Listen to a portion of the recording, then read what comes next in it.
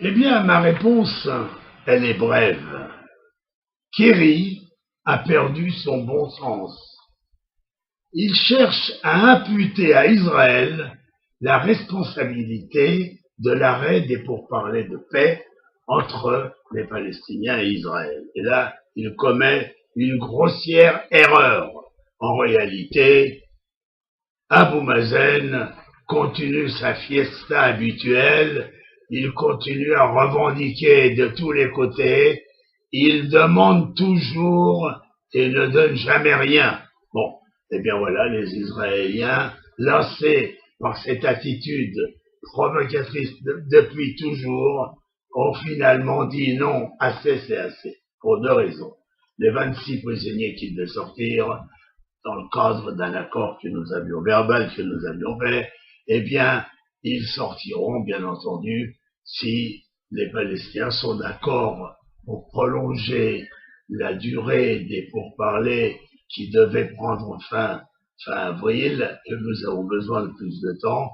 Pour quand les gens veulent la paix, ils ne discutent pas de donner encore 2 mois de discussion. Bon, ils ont refusé. Deuxièmement, ils ont exigé que dans les 26 prisonniers que nous devions libérer, il y avait 14 citoyens israéliens arabes qui ont trahi le pays, qui ont participé à des opérations de terrorisme et qui ne méritent pas de sortir. Ceux-là ont, si vous voulez, un double crime. Le premier, c'est le terrorisme. Le deuxième, c'est le terrorisme contre leur propre pays. Alors voilà, ça, faut que ça se paye, et c'est pas possible que par des accords de libération, on libère des gens qui ont trahi leur pays. Voilà, c'est tout. J'ai tout dit en un mot comme en 100 000.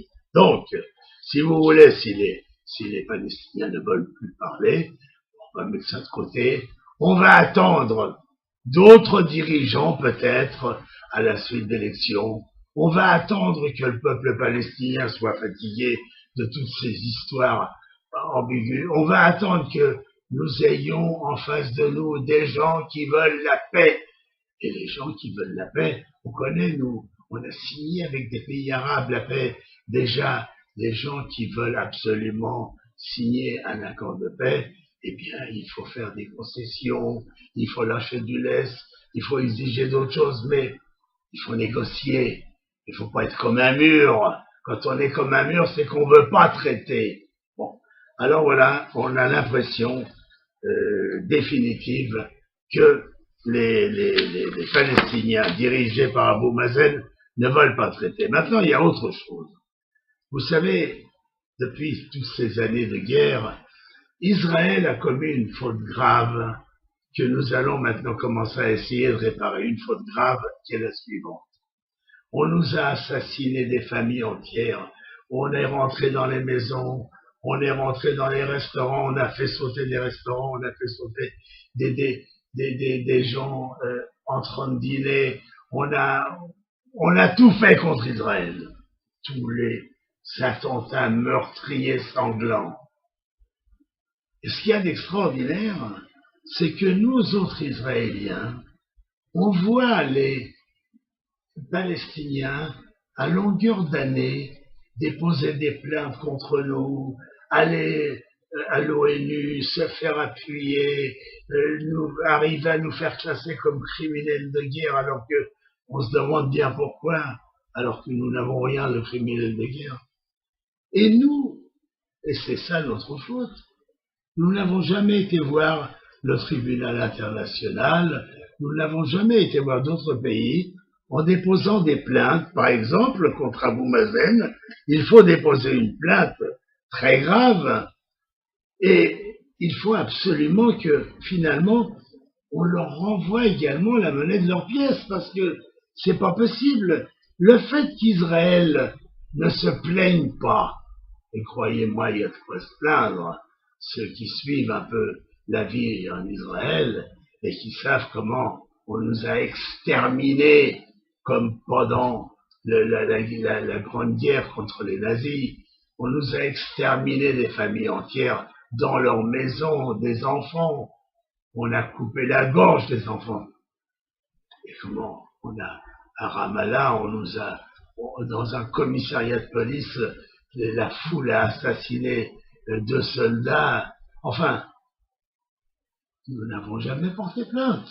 Alors, eh bien, ça va être notre défense également. Nous allons maintenant nous organiser pour déposer des plaintes. Il faut que des hommes comme Abou Mazen soient jugés et il faut qu'ils rendent des comptes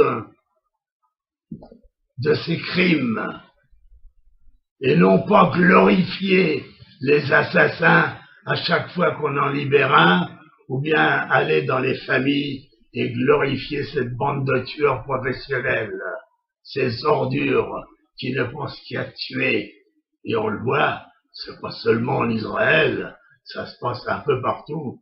Vous savez que, je vais peut-être vous apprendre quelque chose, 80% des guerres dans tous les pays du monde, 80% sont d'origine islamique radicale.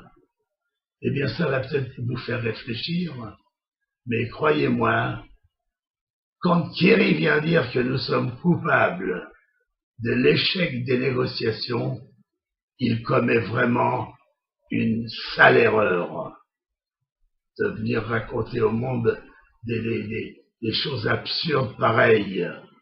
Nous voulons la paix, nous sommes les plus grandes victimes de tout ça, et j'espère que on va quand même finir par aboutir. Merci à vous. Dizengoff Center, l'espace commercial le plus vaste et le plus diversifié d'Israël. Dizengoff Center, une destination à ne surtout pas manquer lors de vos prochains séjours à Tel Aviv.